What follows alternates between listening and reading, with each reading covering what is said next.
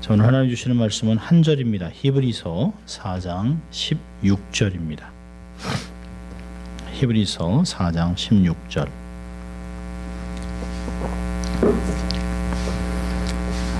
찾으셨으면 우리 한 목소리로 같이 한번 합독해 보죠. 히브리서 4장 16절입니다.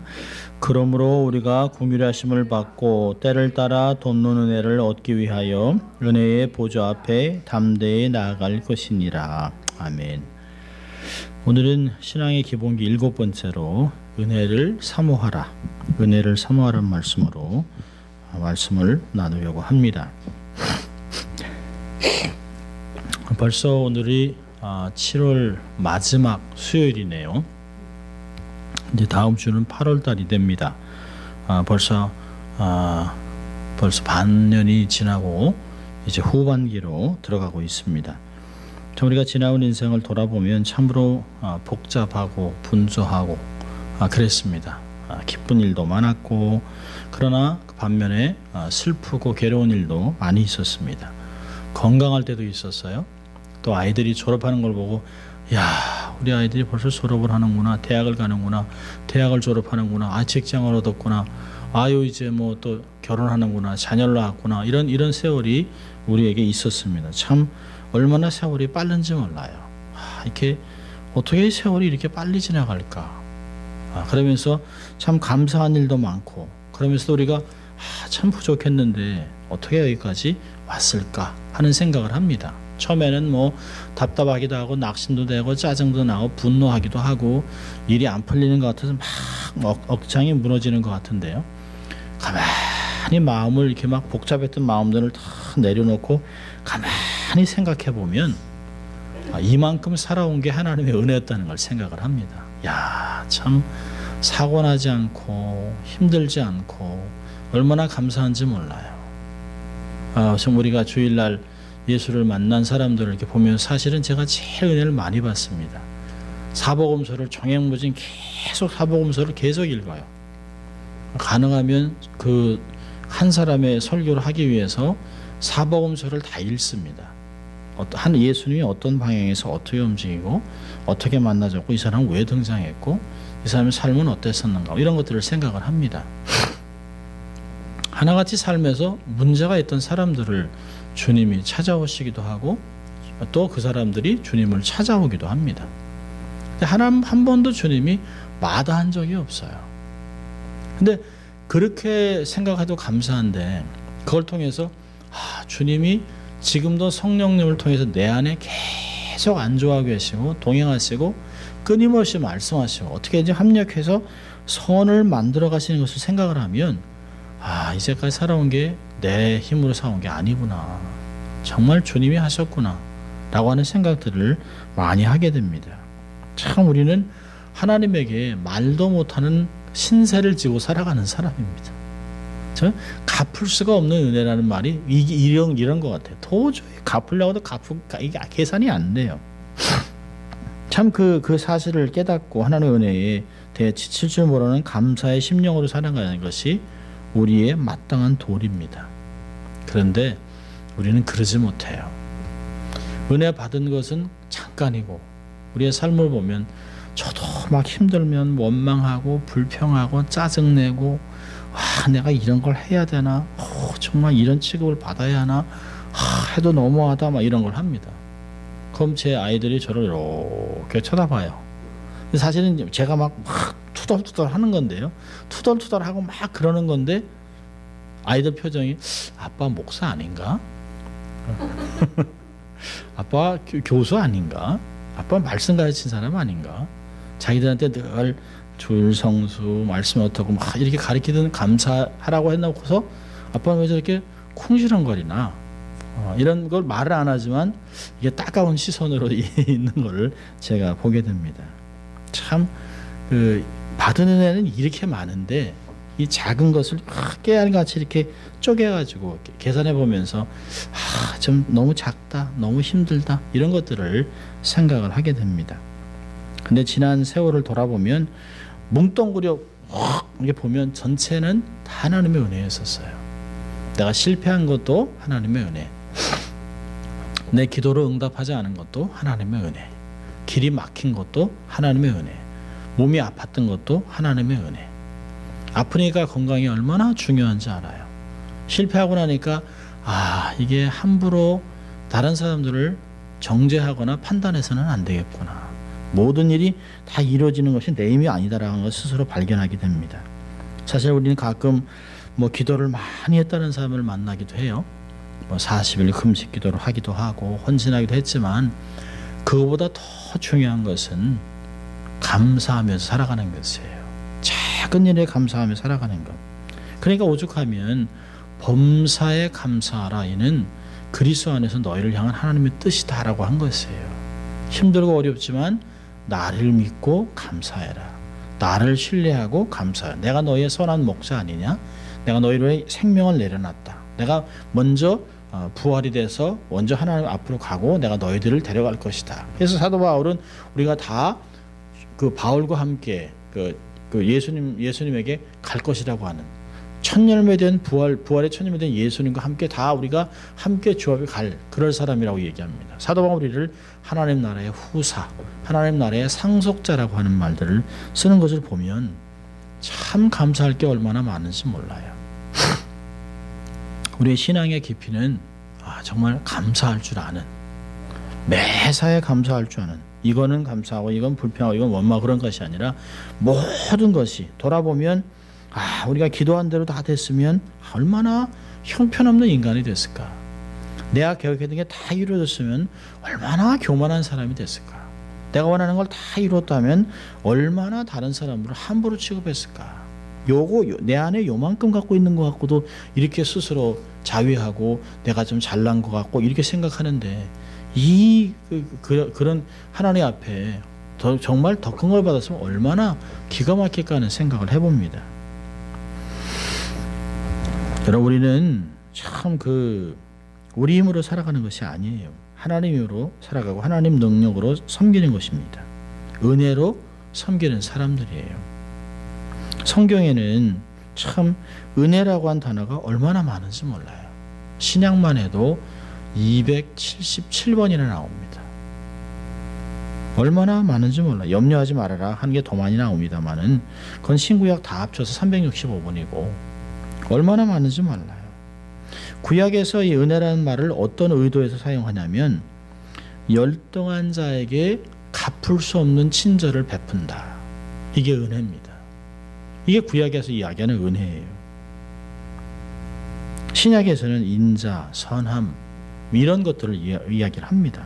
그렇다면 우리는 하나님께 갚을 수 없는 친절을 받은 그런 사람들입니다. 그래서 성경 전체에서 은혜를 우리가 몇 가지 정의를 내려보면 은혜는 무가치한 대상에게 보여주는 사랑이에요. 무가치한 대상. 그게 하나님의 사랑이죠.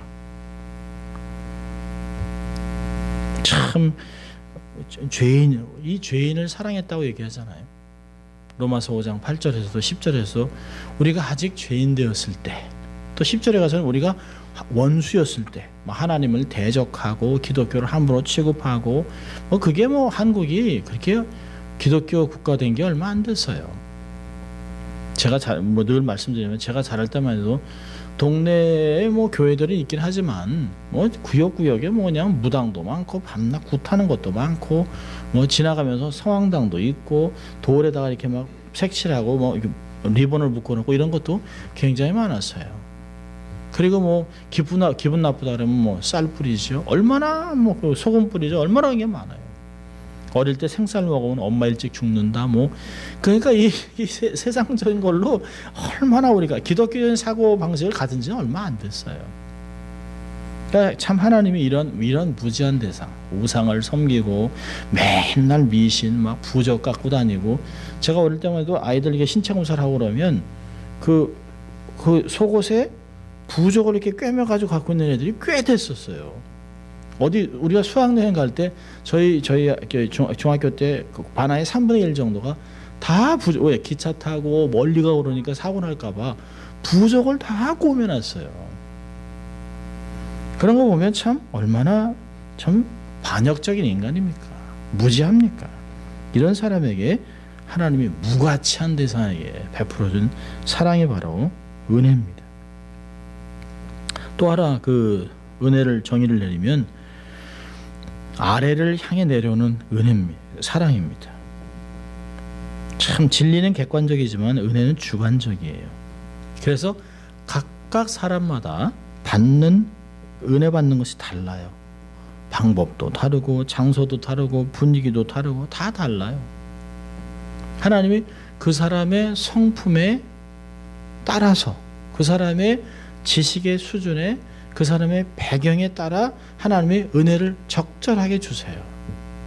참 아무것도 아닌 것 같은데도 제가 막 대학교 1학년 때 막 한창 막 불덩어리가 되어서 살아갈 때 제가 이제 성가대를 섰는데요. 동양성교에서 이제 대학생들이 성가대를 서는데 성찬식을 하는데 평상시에 그 성찬식을 이렇게 늘 했습니다만 성찬식을 하는데 그냥 주체 없이 눈물이 그냥 줄줄줄 막 흐르는 거예요. 목사님은 설교를 하시는데 옆에 있는 권사님이 수건을 이렇게 주시더라고요. 근데도 막 주체를 못하니까 막 그 권사님이 저를 이렇게 안아주시더라고요. 이렇게 보면서 그래 하나님의 은혜가 참 귀하지 이러고 이렇게 안아주시는데 막 창피한 것도 모르고 막 눈물 콧물 막 줄줄줄 세례 받을 때는 뭐 말도 못했습니다. 다 달라요. 근데 옆에 있는 사람은 뭐 말짱해요. 성찬식을 하는데 말짱해요. 다 다른 거예요. 수련회 가서도 또 헌신하고 이게 다 다릅니다. 세 번째 그 은혜는 뭐냐면 하나님이 주시는 무조건적인 자비예요. 재앙과 심판을 받아야 할 대상인데 그냥 무조건적으로 자비를 보여주신 것이에요. 그런 걸 보면 참 얼마나 우리의 삶에 은혜가 필요한지 몰라요. 주신 은혜를 자꾸 잊어버리고 살아가고요. 은혜를 유지하기가 얼마나 힘든지 몰라요. 그냥 믿음의 선조들을 보면 그들의 삶에 유독히 은혜가 있었다라고 계속 고백을 합니다. 그 역사의 주인공이 되게 한 것은 그들의 배경과 실력과 재능이 아니에요. 다 보면 자기들이 순전히 하나님의 은혜였다고 고백합니다. 그럼 노아 보세요. 노아도 창세기 6장 8절 보면 노아는 여호와께 은혜를 입었더라. 그러니까 노아가 노아된 것은 하나님의 선택이에요. 모든 사람을 보고 하나님이 죄를 짓는 거 보고 하나님이 가슴 아파하셨어요. 사람 지은 것을 후회하셨다고 그랬었어요. 가슴이 너무 아프다고 그랬어요. 그리고 엄청난 사람들을 홍수로 다 진멸하기로 결정했어요. 근데 다 죽이면 안 되잖아요. 거기서 노아를 하나님이 딱 뽑으세요. 그리고 그에게 은혜를 막 베풀어 놓습니다. 그러니까 그 은혜를 받은 노아는 하나님의 선택적인 선택으로 인해서 삶이 바뀌는 거예요. 새로 깨닫게 하고 하나님의 비전도 받게 하고 그 은혜 받게 한 후에 그에게 하나님의 비전을 얘기합니다. 홍수를 얘기를 해요. 그러니까 비전보다 먼저는 하나님의 은혜가 임하는 것이에요. 요셉도요. 창세기 39장 4절 보면 요셉이 그 보디발 그 주인에게 은혜를 입었다. 그리고 요셉의 삶에서 계속 하나님이 함께 하심으로 라고 얘기합니다. 하나님이 함께 하심으로. 다윗은요. 사도행전 7장 46절 보니까 다윗이 하나님 앞에서 은혜를 받아. 그래서 다윗이 다윗 된 것도 하나님의 은혜가 된 것이에요. 하나님이 주권적으로 그걸 택하시잖아요. 사울을 버리고 나서 하나님이 계획을 갖고 계세요. 그리고 그 사무엘에게 얘기하잖아요. 사무엘에게 너는 사람을 외모를 보지만 난 중심을 본다. 그리고 사울을 정죄할 때 사무엘의 입에서 뭐라고 하냐면 하나님이 당신이 하나님의 말씀을 버렸으면 하나님이 다른 사람을 이미 택해 놓으셨다고 얘기를 해요. 망령되이 행하고 하나님을 경외하지 않은 사울을 버리면서 하나님이 다른 사람을 택해 놓으셨다고 그러고 순식간에 와서 제스의 집에 와서 7 아들을 다 보고 그 사람들이 아니라고 한 후에 제일 막둥이 들에서 지금 양치고 있는 막둥이를 불러서 그에게 기름 붓습니다. 성경은 다윗이 하나님 앞에서 은혜를 받았다고 얘기를 해요. 이런 교회가 폭발적으로 부흥할 때 7명의 그 집사들을 세우는데요. 7 집사의 자격 조건이 뭘까요? 은혜와 권능이 충만하다 그럽니다. 은혜와 지혜가 넘쳐났다. 사도행전 6장 8절 보니까 스데반을 대표로 얘기하면서 스데반이 은혜와 권능에 충만하여 큰 기사와 표적을 민간에게 행했다. 은혜가 있었다는 것이에요. 근데 우리의 삶을 가끔 보면 권능은 있어요. 지식도 있는데 은혜가 없습니다. 참 희한하죠. 은혜가 없으면, 정말 은혜가 안 되면 그게 사람에게 기쁨을 못 줘요. 참 능력도 많은데 은혜를 못 끼쳐요. 다 쏟아요. 그러면서 얼마나 교만한지 몰라요. 근데 자기는 몰라요. 그게 큰 문제입니다. 아, 내가 권능이 있으니까, 내가 이런 지식이 있으니까, 내가 학위가 있으니까 하나님 나를 사랑하고 나를 사용하지? 모르는 거예요. 하나님이 끝까지 사용할지 중간에 버릴지 그건 아무도 모르는 것이에요. 내가 정말 은혜라고 하는 성품의 그릇 안에 그걸 담아놔야지, 그렇지 않으면 삶이 얼마나 무서운지 몰라요. 참 저도 교수들하고 일을 하면서 신학교에서 신학교 교수요 목사요 하니까 얼마나 많은 것을 알겠어요. 어떤 사람은 구약을 정하고 어떤 신약을 정하고 어떤 사람은 뭐 성서 언어를 하고 어떤 사람은 많은 걸 해요. 그런데 실력은 너무너무 좋아요. 너무너무 좋은 학위를 갖고 있는데 성품이 못 따라준다. 그러니까 학생들이 알아요. 학생들이 막 너무 고통스러워하는 거예요. 학생들하고 상담을 하면서 실력이 있고 너무 좋은데 너무너무 기가 막힌데 너무너무 힘들다는 거예요. 자기는 그 클래스 안 택하겠다는 거예요. 가보면서 참 겸손해야 되죠. 아, 정말 겸손해야 되겠다. 자, 그렇다면 은혜는 어떤 역할을 할까요? 우리의 삶에 주어진 은혜가 어떻게 할까요? 첫째로는 나의 나됨을 깨닫게 해요. 나의 나됨을. 참 사울이라는 뜻이 큰 자 아니에요? 이제 바울이네요. 바울은 작은 자입니다. 그러니까 이전에는 큰 사람으로 행세했어요. 공회의 권세를 받아서 그리스도인을 잡으러 가고, 그러다가 다메섹 도상에 주님을 만나잖아요. 근데 그리스도인을 끌고 갈 때는 아무 거리낌도 없었어요. 근데 자기 자신을 안다는 게 뭘까요? 저는 세 가지라고 생각해요. 나의 나담을 안다는 건 첫째로 뭐냐면 자신이 죄인임을 깨닫는 거예요. 아, 내가 좀 하나님의 은혜 없으면. 그래서 디모데전서 1장 15절에 바울은 뭐라 그러냐면 미쁘다 모든 사람이 받을 만한 이 말이요 그리스도 예수께서 죄인을 구원하시려고 세상에 임하셨도다 하였도다 죄인 중에 내가 괴순이라. 기가 막히죠. 사도 바울은 그 빌립보서 또 3장 9절에 가서요 뭐라 하냐면 8절 9절에 내가 모든 것을 해로 여김은 내 주 그리스도 예수를 아는 것 지식이 가장 고상함을 인합니다. 내가 그를 위하여 모든 것을 잃어버리고 배설물로 여김은 그리스도를 얻고 그 안에서 발견되려 한다. 자기가 사실 그전에는 나는 육체로 신뢰하는 사람이다. 나는 히브리 중에 히브리인, 율법으로는 바리새인, 열심으로는 교회를 핍박하고 율법에 흠이 없는 사람이라고 이렇게 했다가 가만히 생각해 보니까 이게 그렇게 중요한 게 아니에요. 이게 은혜가 없으면 아무것도 아니라는 걸 깨닫습니다.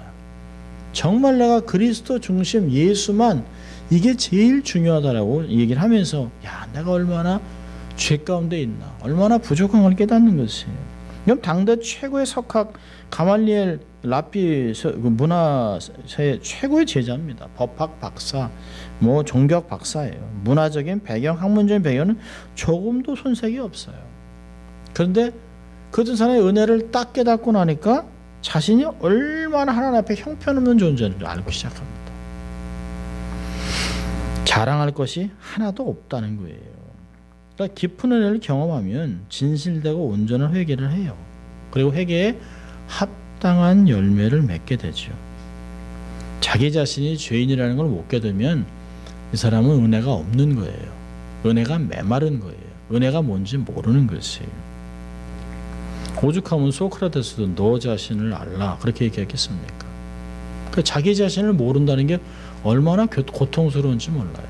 하나님이 계속 주위에 맨날 이딴 인간만 있어. 나 이 길이 안 돼. 근데 하나님이 사람들을 거울로 세워놓는 거예요. 주위에 내가 어떤 사람인지. 그래서 내가 자꾸 여러분 어떤 게 보이면 그게 내 안에 있다는 거예요. 저 사람 너무 교만해. 저 사람 너무 무식해. 저 사람 너무 함부로 해. 저 사람 버르장머리가 없어. 왜 그럴까요? 그런 게 내 안에 있으니까 자꾸 보이는 거예요. 그때 내가 정말 죄인이구나. 은혜 없이는 못 사는구나. 이걸 발견해야 돼요. 그러니까 다른 사람에게 손가락질 하던 것이 바로 나네라고 깨닫는 것. 얼마나 중요한지 몰라요. 요즘 힐러리 클린턴이 책을 썼잖아요.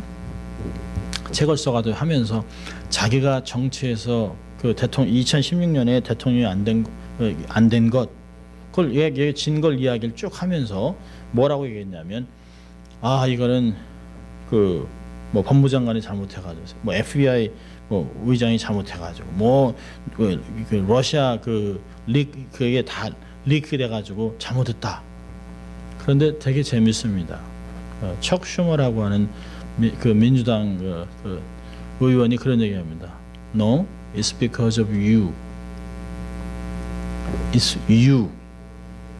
얼마나 정확한지 몰라요. 당신 때문에 진 거지 다른 사람들 진 거 아니라. 아직도 못 깨달은다는 것이에요. 그러니까 그 안에 교만이 있기 때문에, 그 안에 자만심이 있기 때문에 자기를 못 깨닫는 거예요. 자신이 죄인임을 깨닫는 것, 그게 얼마나 중요한지 몰라요. 두 번째는 어떤 걸 깨달을까요? 내가 어떤 사람일까요? 연약하다는 걸 깨달아야 돼요. 연약하다. 참 얼마나 연약한지 몰라요. 내가 얼마나 깨어지기 쉬운 질그릇인 걸 알아야 합니다. 고린도후서 4장 6절 7절 있잖아요. 우리 안에 이 질그릇에 보배를 가졌는데 이 질그릇이 깨어지기 쉬운 그릇이라는 것이. 우리가 예수를 담고 있어요. 경험도 있어요. 믿음도 있는데 뭐 말 한마디 탁 들으면 퍽 깨져요. 분노가 팍 터집니다. 그러면서 얼마나 이 작은 한마디에 말 한마디에 작은 환경 때문에 그냥 푹 올랐다가 푹 꺼졌다가 푹 하고 깨지고 받은 은혜를 다 쏟습니다. 사도 바울이 고린도전서 15장 10절에 그러잖아요. 내가 참 수고를 많이 했지만 세상 말로 하면 어느 사도보다 더 많이 했죠. 교회를 제일 많이 개척했죠. 땅끝까지 가는데 누구보다 앞장섰죠. 근데 그가 이렇게 고백합니다. 모든 사도보다 많이 수고했지만 내가 아니요 오직 나와 함께 하신 하나님의 은혜로다. 그게 고린도서 15장 10절에 하는 이야기예요. 삶에서 이룬 모든 것이 하나님의 은혜였다고 고백하는 성경적인 사도. 누구보다 열심히 일했지만 하나님의 은혜. 하나님이 도와주지 않았다면, 함께하지 않았다면 절대 이룰 수 없다는 고백. 이게 주님이 다 하셨습니다. 이렇게 된 것이에요. 자녀가 자란 것도 주님의 은혜. 교회가 작지만 그래도 문 닫지 않은 게 하나님의 은혜. 아팠지만 죽지 않고 살아있는 게 하나님의 은혜. 이게 얼마나 다 은혜인지 몰라요. 그러니까 내가 연약함을 인정하면 좋은 게 뭘까? 이게 선순환입니다. 내가 연약함을 인정하면 하나님을 의지하게 돼 있어요. 하나님, 제가 너무 부족해요. 너무 못 깨달아요. 너무 약해요. 이런 걸 하나님 의지하게 돼요. 하나님 의지하면요, 하나님이 능력을 주세요. 내가 너에게 감당할 수 있도록, 정말 담을 넘을 수 있도록, 이런 걸 헤쳐나갈 수 있도록 문을 열어줘, 길을 열어주마. 그런 기회가 생겨요. 그러니까 내가 생각했던 것보다 더 큰 일 하게 되는 거죠. 그럼 어떻게 돼요? 감사합니다. 하나님의 은혜였습니다라고 고백하는 것이에요. 이게 선순환이 돼야 되는데 이게 악순환이 됩니다. 일이 안 풀려요. 짜증내요. 원망하여. 관계 깨져요. 관계 깨지니까 은혜가 다 말라요. 그러니까 계속 악순환입니다. 계속 악순환입니다. 우리가 어떤 일을 성취했을 때 그 원인이 내가 잘나서 내가 노력했다고 얘기하면 그건 안 되는 거예요. 하나님의 은혜였습니다 라고 하는 것을 겸손하게 인정할 필요가 있어요. 그 겸허한 자세 속에서 하나님이 내가 계획했던 것보다 더 큰 일을 성취하는 것이에요.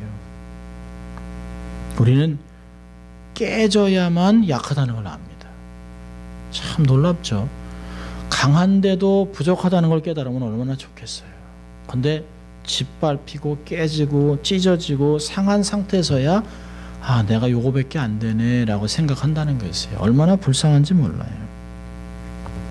우리는 어려움을 당하지 않을 때 정말 하나님의 은혜라는 걸 잊지 말고 살아야 합니다.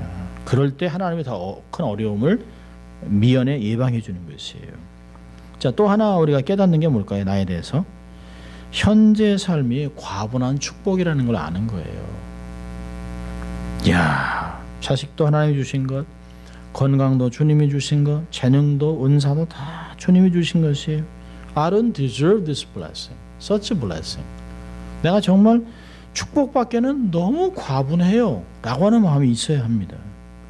고린도전서 4장 7절에 사도 바울이 고린도전서 은혜가 많고 은사가 많고 능력이 많다고 하는 소위 막 갑질을 하고 있는 교우들에게 뭐라 합니까? 고린도전서 4장 7절에 내게 있는 것 중에 받지 않은 것이 무엇이뇨? 내가 받았은 적 어찌하여 받지 아니한 것 같이 자랑하느뇨? 하나님이 주신 건데 어째 네가 얻은 것 같이 그러느냐라고 얘기하고 있습니다. 이 말씀이 얼마나 가슴에 그냥 팍팍 꽂히는지 몰라요. 내가 갖고 있는 게 하나님 주시지 않은 게 어디 있어요? 구원도 하나님 주신 거죠. 다 하나님 주신 것이에요. 행위로 말하는 게 하나도 없어요. 고린도전서 2장 12절 보면 우리가 세상의 영을 받지 아니하고 오직 하나님께로 온 영을 받았으니 이는 우리로 하여금 하나님께서 우리에게 은혜로 주신 것들을 알게 하려 하십니다. 여러분 성령을 받았다면 하나님이 주셨다는 걸 알아야 되잖아요. 근데 성령을 받았다는 사람이 자꾸 자기 자랑하고 내가 함부로 대하고 반말하고 막 그 능력 있는 걸 막 그냥 그렇게 사람들로 막 다스리려고 누르려고 하면 얼마나 웃겨요. 그건 은혜가 마르고 있다는 거예요. 그 사람은. 삶 속에 은혜가 지금 사라지고 있다는 것이에요. 어떤 때는 그런 걸 보면 아, 저 사람이 하나님이 무서운 줄 모르는구나. 하나님이 교만한 사람은 대적하잖아요. 너무 안타까워요. 그런 것들을 보면 하나님이 우리에게 은혜로 주신 것을 알게 하는 것이 성령의 역사예요. 그래서 그걸 자꾸 하나님 주신 게 너무 많다라고 생각하는 게 뭐예요? 내가 성령의 은혜를 많이 받고 있다는 것이에요. 자기 자신을 잘 아는 것, 그게 얼마나 중요한지 몰라요. 그게 은혜의 역할입니다. 자, 또 두 번째로 그 은혜 역할은 자신을 깨닫게 하는 것도 있고, 두 번째는 고난을 극복하게 합니다. 은혜는 고난을 극복하게 해요. 우리 참 어려운 기동점이 다가오지요. 어려움 때문에 정말 하나님이 너무 쉽게 하나님의 은혜를 잊어버리는 것은 아닌가 생각할 필요가 있어요. 사실상 구원 하나만으로도 우리가 평생 감사하고 삶을 살아야 되죠. 우리는 기쁜 일이 있어도 하나님의 은혜를 앞세우고 슬픈 일이 있어도 하나님의 은혜를 앞세우고 생각하는 그런 삶이 돼야 돼요. 이게 하나님의 은혜입니다라고 해야 됩니다. 참 우리의 삶에 은혜가 있으면 어떤 어려움도 견딜 수 있어요. 재물이 없어서 못 견디는 게 아니에요. 건강이 무너져서 못 견디는 것이 아닙니다. 여러분 보세요. 정말 건강해서 감사하는 사람이 몇 명이나 있을까요? 많이 없어요. 당연한 줄 알아요. 돈 있는 거 내가 제주 열심히 해서 벌었다고 생각을 해요. 아니에요. 그렇지 않아요. 우리보다 더 열심히 내는데도 못 먹고 사는 사람이 있어요. 우리보다 더 참 뭐 요즘 웰빙 하잖아요. 웰빙, 웰다잉, 뭐 슬로우 푸드 뭐 이런 걸 얘기하는데 그런 거 먹어도 건강해지는 게 아니에요. 하나님이 지켜주셔야 되는 거예요. 하나님이 사랑하는 자에게 뭘 줄까요? 잠을 주시잖아요. 저는 너무 잘 알아요. 저는 잠을 못 자면 병이 납니다. 잠을 못 자면 혈압이 올라가고 아프고 바로 쓰러져요.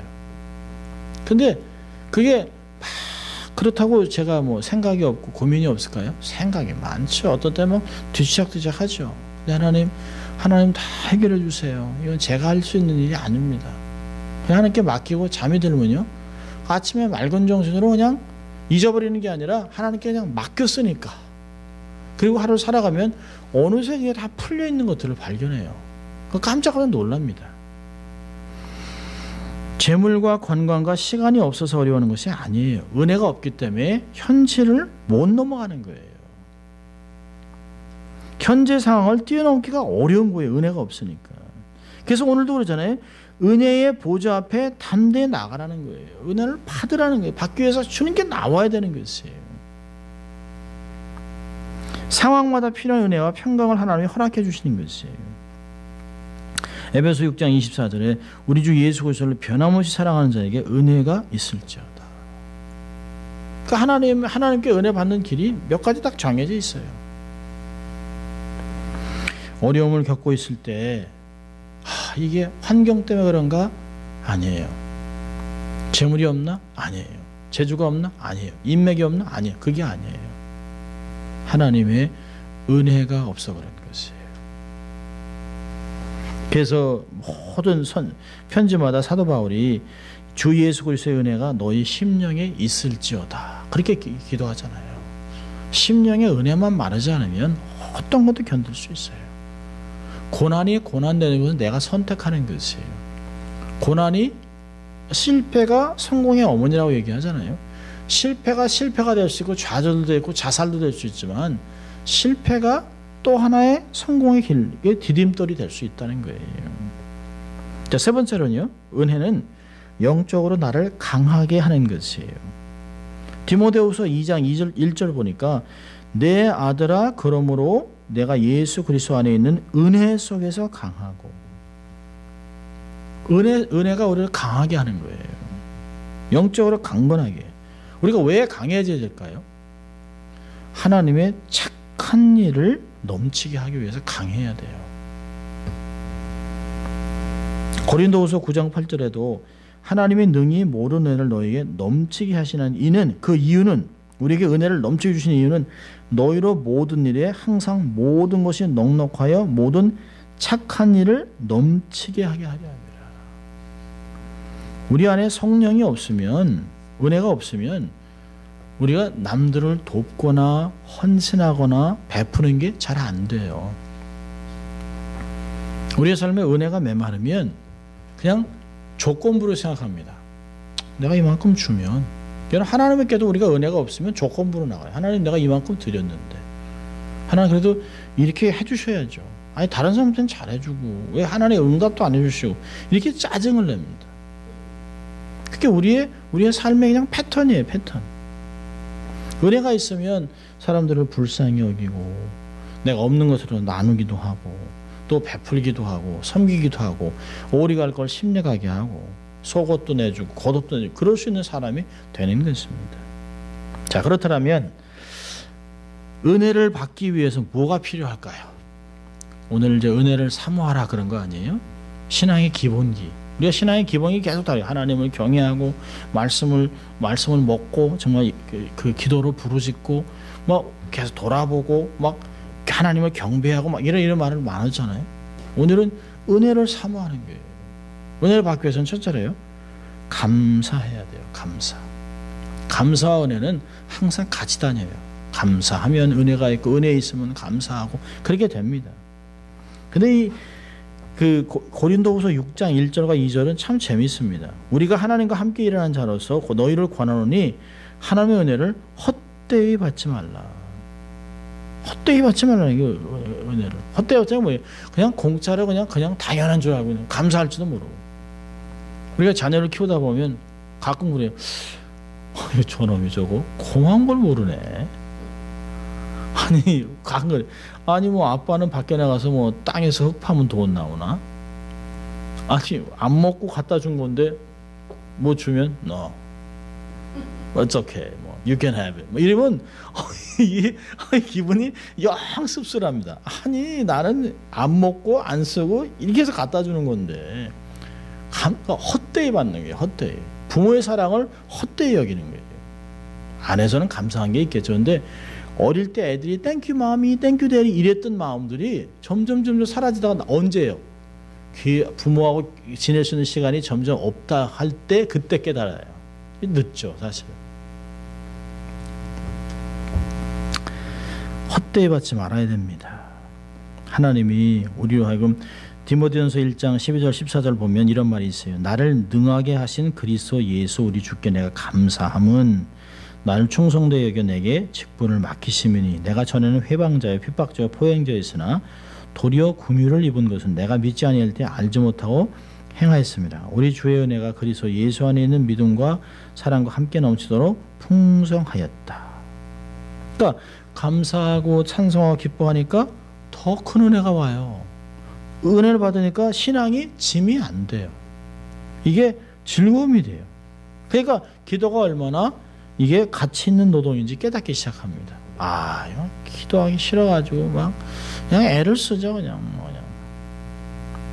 근데 신령한 것을 깨닫고 경험하고 은사가 개발이 돼요. 은혜 받으려면 먼저 감사하는데 절대 그냥 하나님의 은혜를 그냥 거저 받는 것 같이 그냥 헛되이 받으면 안 돼요. 감사, 작은 것도. 그래서 감사를 세어보라고 그러잖아요. 그 은행에서도 돈 계산을 하다가 탁 문 닫았는데 1불이 빈다. 그럼 난리 나는 거예요. 다 못 가요. 그냥 다 직원들이 다 남아 있어야 돼요. 어디서 비었는지. 그러니까 돈이 모자라는 것보다 남으면 난리가 난다고 그러더라고요. 어쨌든 숫자가 안 맞으면 그래요. 그러니까 계산을 잘 해요. 우리도 우리의 삶 속에 어디가 부족한지, 하나님 주신 은혜가 얼마나 큰지 자꾸 이렇게 되새겨 볼 필요 있어요. 자꾸 되새김질할 필요가 있습니다. 자, 두 번째로는요, 은혜를 받기 위해서는 겸손해야 돼요. 베드로전서 5장 5절에 그러죠. 하나님이 교만한 자를 대적하시되 겸손한 자들에게는 은혜를 주시느니라. 그러니까 물이 아래로 흘러가는 것 같이 겸손하고 낮은 자들에게 은혜는 부어지는 것이에요. 잠언서 3장 34절 보니까 무서운 말이 있어요. 진실로 그는 거만한 자를 비우시으며 겸손한 자에게 은혜를 베푸시나니. 거만한 자 하나님이 그래? 그래 웃으시고서 내친다는 거예요. 하나님이 그냥 툭 치면 죽는 거죠. 스쳐도 죽죠. 자, 겸손하려면 어떻게 해야 될까요? 주님을 닮아가야죠. 주님이 그랬어요. 나는 온유하고 겸손하니 내게와 배우라. 그러니까 생각, 언어, 태도, 말하는 버릇 이런 것들을 겸손을 배워야 돼요. 주님, 그래서 주님이시라면, 그렇죠? What would you do? 그렇죠? What would Jesus do? 그게 얼마나 좋은지 몰라요. 주님이시라면, 그러니까 그 야고보서에서 정말 1장에서 듣기는 속히하고 말하기는 더디하라는 게 생각해보라는 거예요. Think twice.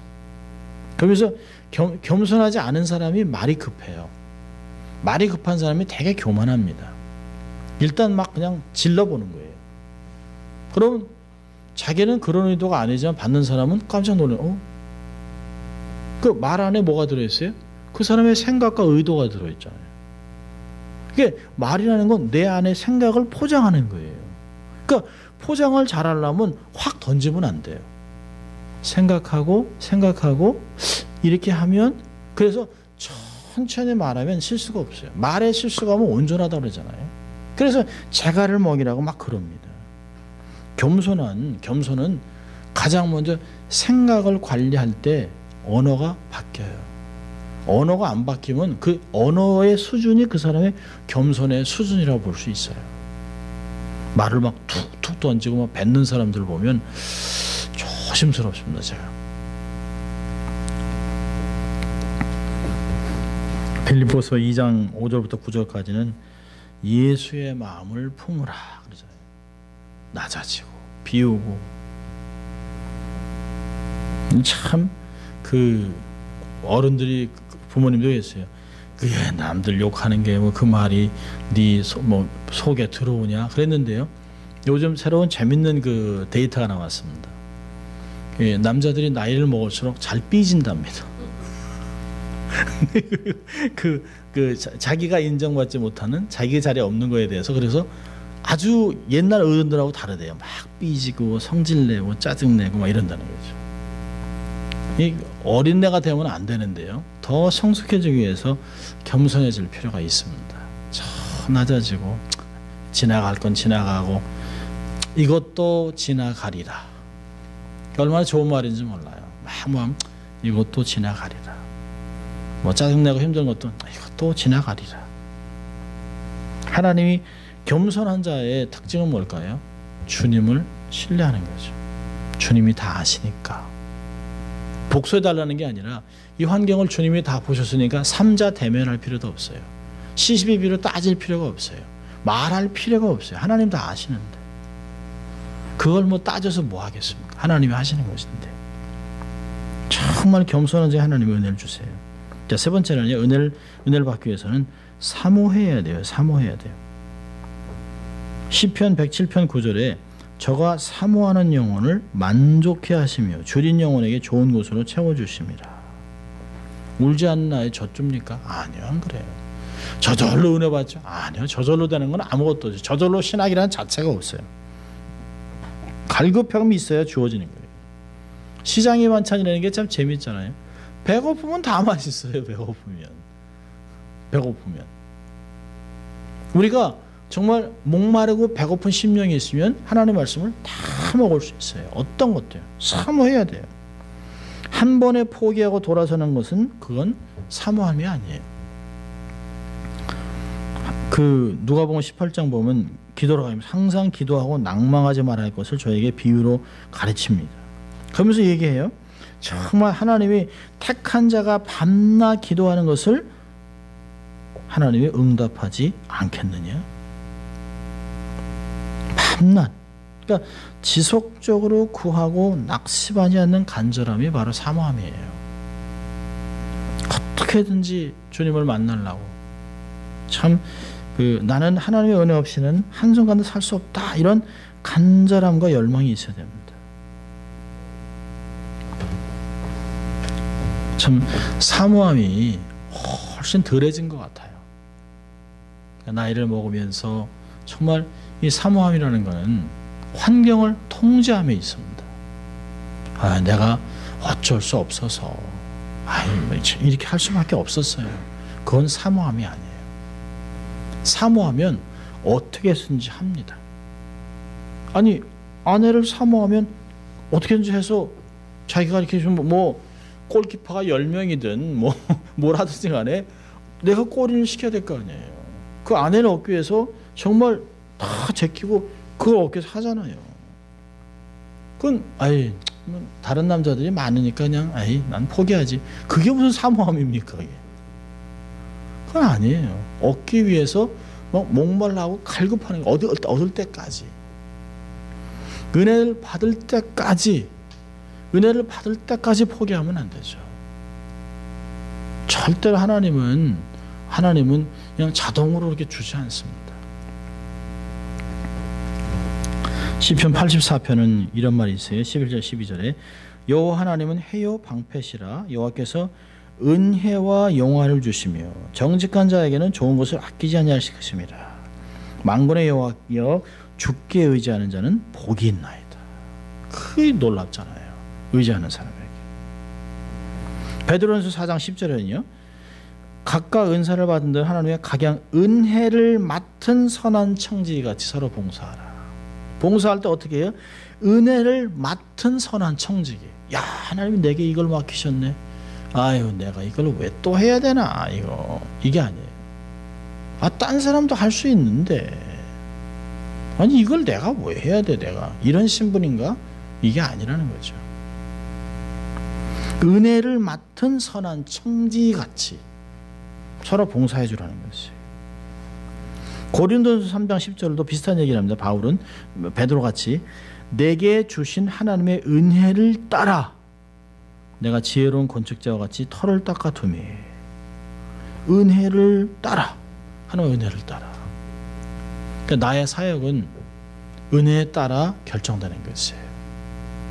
나의 어떤 것은 은혜에 따라 드러나는 것입니다.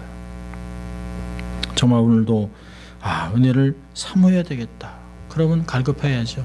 은혜를 주십시오. 깊은 은혜를 경험하게 도와주십시오. 하나님의 은혜로 저를 변화받게 해주십시오. 은혜가 끊이지 않게 도와주세요. 은혜가 흐르는 삶이 되게 하여 은혜의 샘물이 될 수 있도록 그런 기도가 필요합니다. 세월이 갈수록 더 은혜가 마르는 것이 아니라 더 깊어지고 더 퍼지고 그릇이 커져서 지나가는 사람이 나를 만나는 사람의 은혜를 경험할 수 있도록 그런 삶이 되어야 할 필요가 있습니다. 이게 기본기입니다. 기본기. 이런 기본기들이 제가 몇 가지 더 남았습니다. 이 기본기를 잘 다루면 그 후에 성장과 성숙, 열매라는 것이 나타나요. 근데 우리 삶은 기본기를 다 다져야 성장하는 것이 아니라 기본기를 다져가며 성장하는 것이에요. 기본기를 다지면서도 실패할 수 있어요. 기본기를 다지면서 상처받을 수 있어요. 기본기를 다지면서 정말 삶에 손해볼 수 있어요. 근데 그 기본기가 삶의 패턴이 될 때 우리의 삶에 드디어 놀라운 성장이 있을 수 있다는 것이에요. 오늘도 이 말씀을 따라서 하나님 내가 정말 은혜를 사모합니다. 말할 수 없는 은혜를 주시옵소서라고 하는 그런 심령으로 우리의 삶에 넘칠 수 있기를 바랍니다. 기도합니다. 하나님 아버지 감사합니다. 오늘도 하나님 우리가 어떻게 신앙의 기본기를 다질까 생각하면서 하나님의 은혜를 사모하기를 바랍니다. 주님 우리에게 넘치는 은혜를 주시고 때를 따라 돋는 은혜를 경험할 수 있도록 도와주시고 주님의 보좌 앞에 날마다 나가서 겸손하게 간구하는 저희들 되게 하심으로 은혜를 흘려보내는 그런 통로가 될 수 있도록 하나님 축복하여 주시옵소서. 감사하고 예수님 이름으로 기도합니다. 아멘. 이 말씀